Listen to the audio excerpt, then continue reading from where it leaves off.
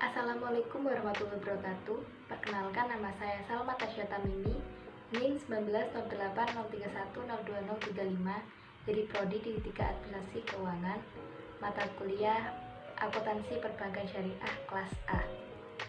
Baik, di sini saya akan membahas mengenai materi akuntansi transaksi mudharabah.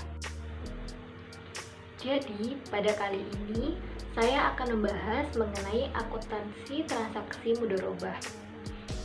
Pada subbab pembagian hasil akad mudharabah dan teknis perhitungan dan penjurnalan transaksi mudharabah.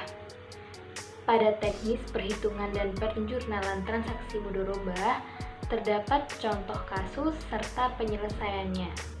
Selanjutnya yaitu pembagian hasil akad mudharabah. Dalam mudharabah, istilah profit and loss sharing itu tidak tepat digunakan karena yang dibagi hanya keuntungan saja atau profitnya, tidak termasuk dengan kerugian. Sehingga untuk pembahasan selanjutnya akan digunakan istilah penisip bagi hasil seperti yang digunakan dalam Undang-Undang Nomor 10 Tahun 1998. Karena apabila usaha tersebut gagal, kerugian tidak dibagi antara pemilik dana dan pengelola dana, tetapi harus ditanggung sendiri oleh pemilik dana. Pembagian hasil usaha mudharabah dapat dilakukan berdasarkan pengakuan penghasilan usaha mudharabah. Dalam praktik dapat diketahui berdasarkan laporan bagi hasil atau realisasi penghasilan usaha dari pengelolaan dana. Tidak diperkenankan mengakui pendapatan dari proyek hasil usaha.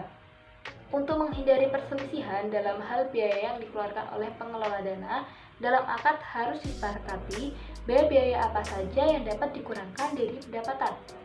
Bagi hasil untuk akad mudharabah musyarakah PSAK 105 paragraf 34. Ketentuan bagi hasil untuk akad jenis ini dapat dilakukan dengan dua pendekatan, yaitu yang pertama hasil investasi di antara pengelola dana, pemilik dana sesuai nisbah yang disepakati.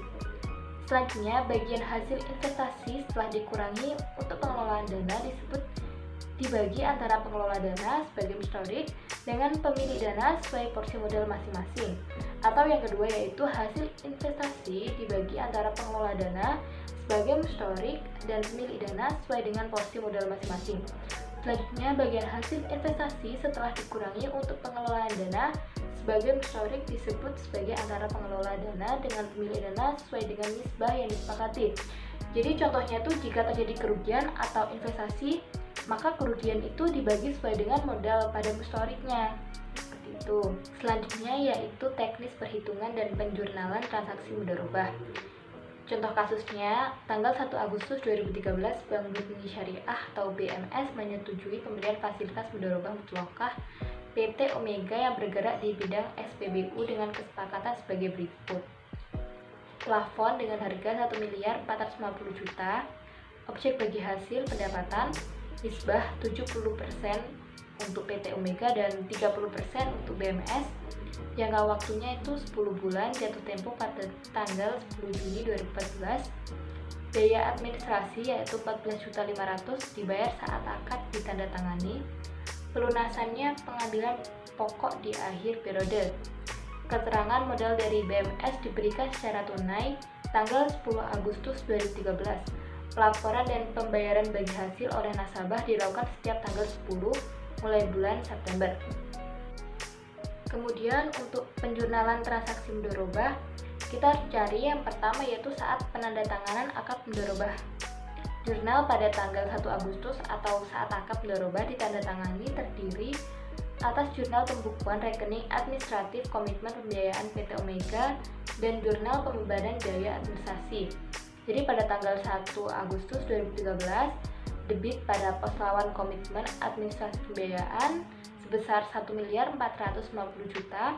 kredit kewajiban komitmen pembiayaan administrasi pembiayaan sebesar 1.450.000.000, izin tarik tanggal 10 Agustus sebesar 1.450.000.000, debit kas atau rekening nasabah PT Omega 14.500.000, dan kreditnya itu pendapatan administrasi sebesar 14.500.000. Kemudian yaitu penyerahan investasi mudharabah. Misal tanggal 10 Agustus 2013, BMS mencairkan pembiayaan sebesar 1.450.000.000 untuk investasi mudharabah.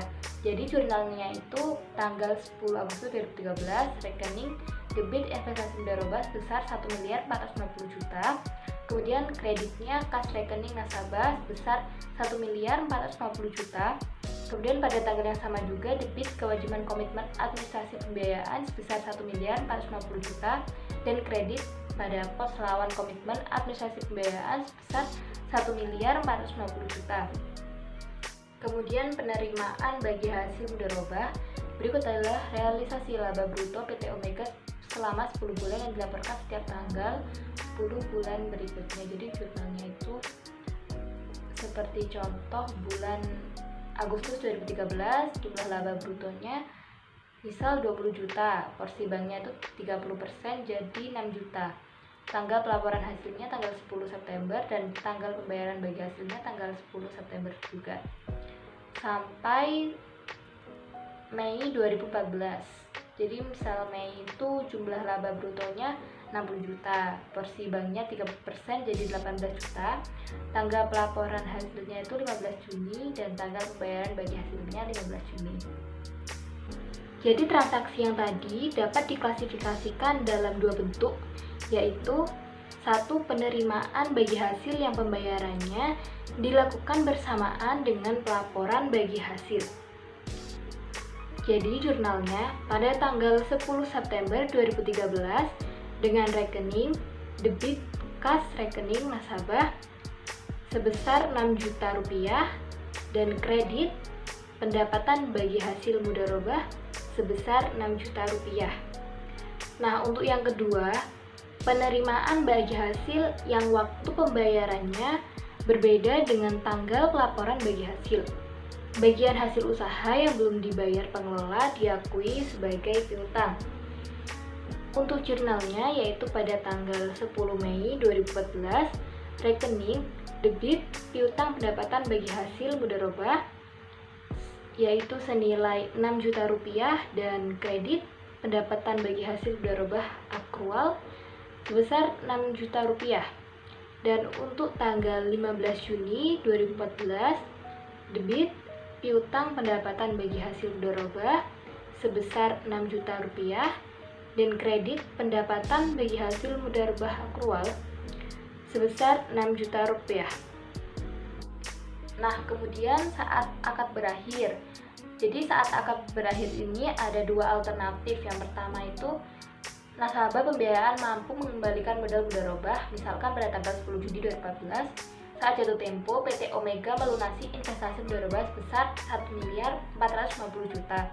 Maka jurnal transaksi tersebut adalah tanggal 10 Juni 2014 rekening debit kas atau kredit nasabah sebesar 1.450.000.000, kemudian kredit pendapatan bagi hasil mudharabah yaitu 1.450.000.000.